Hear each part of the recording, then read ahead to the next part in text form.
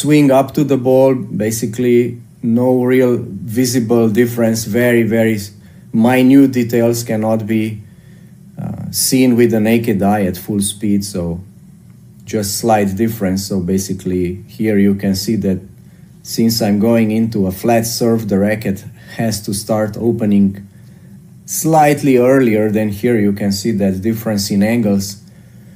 We don't control that consciously, it's happening too quick. So let's say just from here that you're aware maybe of the time. So from there until contact is 300ths of a second. So there's no way you can control consciously this difference in racket angles when you're approaching the ball. So we don't do that consciously. All you focus is how you're gonna come on the ball, that you're picturing more on the side. You don't know how much more to the side. It's basically trial and error until you see how the ball flies off. So when the ball flies off, you're gonna see the result, and if it goes too much to the left in the court, you're gonna aim a bit more to the right, and through repetition you're gonna find these minute details of racket angle change that is necessary to achieve what you want, so to hit that wide angle. So that's a typical slice serve. Now keep in mind you can hit a slice serve down the tee also.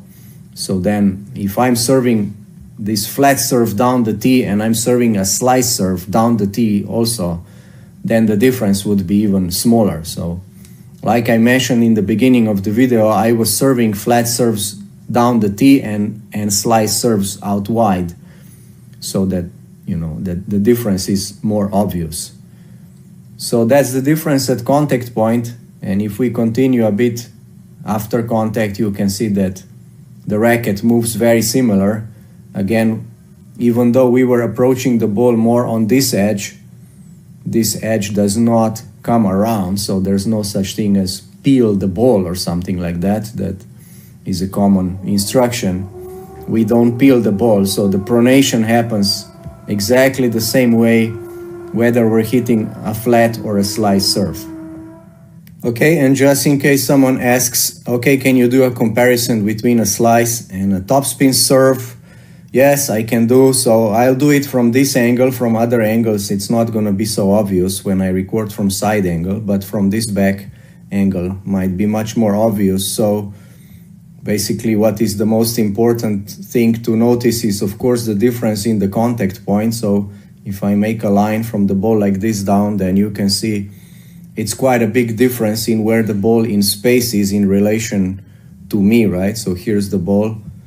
So in relation to me, if I show you one more line, or let's say my head and the back, so somewhere here is like my neck, then you can see that this ball is much differently placed in space in terms of how much to the side it is. So basically, roughly as much as is to the side in this direction, that's how much it is in this direction. So depending how flexible you are in your back and how much you can twist, that's how much different the toss is. So that's one very important key difference.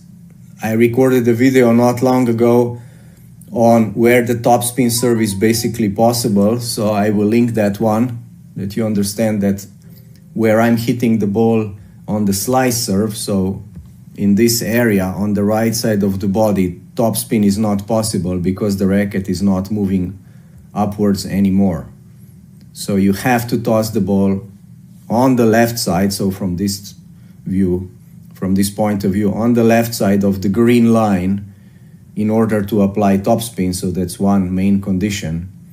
And then basically the second main condition is that the racket must not be fully extended yet at contact, because then again you have no more upward vector, so it has to be angled. That means that you're hitting the ball at a slightly lower contact point. So these are the key differences in how we approach the ball. But if I continue with the movement after contact, you will see that soon the follow through a bit later on looks quite similar. It's just the direction of where it's going. So obviously on a topspin serve, it's gonna go longer in that direction, and here it's gonna turn sooner. So you can see that that's the main difference. But again, just be aware of the main difference is contact point, and of course how we're coming to the ball. So this one will apply topspin on the ball, and this one will apply slice. So I think it's pretty clear what goes on here. We have to stay longer sideways on topspin serve, because if we over rotate, we're approaching the ball and we're approaching the ball for topspin, and we start rotating the body too quickly, we're gonna come on the side of the ball, and then we're gonna hit more of a slice serve. So in order to apply topspin on the ball, we must stay in this line, not rotate too much. So you can see a little bit, if you watch carefully, if you look at my body, shoulders, if I go a bit back and forth, you will see that here I'm starting to rotate already forward, and here I'm a bit more sideways in this axis, staying a bit longer. So I don't want to ruin my swing path across the ball, so I'm staying a bit longer, and eventually I'm gonna catch up. So by this point, you see it's very similar. And here's an interesting video analysis. It's an overlay of flat and slice serves that I can do in this. If someone's interested, I'm using an on-form video analysis app. Google it. I'll give you also a link in the description.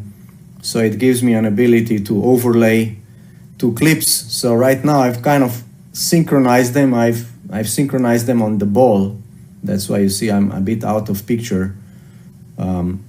I'll later show you also if I kind of align my body. So right now I just aligned everything on the balls, because I just want you to see that basically the path up to the ball, so racket path up, slice and flat serves are basically identical, and here after the contact there is very small difference, right? So you're not able to see that with the naked eye when you're watching your server, or only occasionally. Very difficult to see. You must have a very good eye.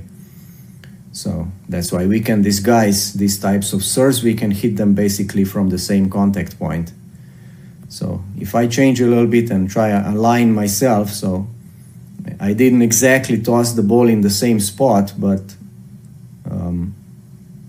those are the subtle differences. So maybe that's the only difference sometimes, if the server is not tossing the ball in the same spot, and you can see maybe this slight difference in where the ball is positioned, and you can assume that when you see the ball slightly more to the right, that's going to be a slice serve.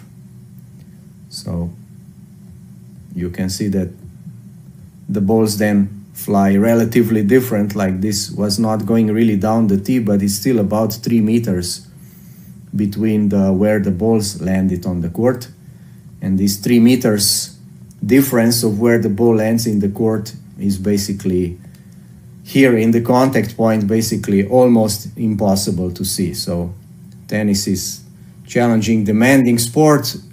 A lot of things happen with very small angles in very short amount of time, and yet that can make a big difference in where the ball flies.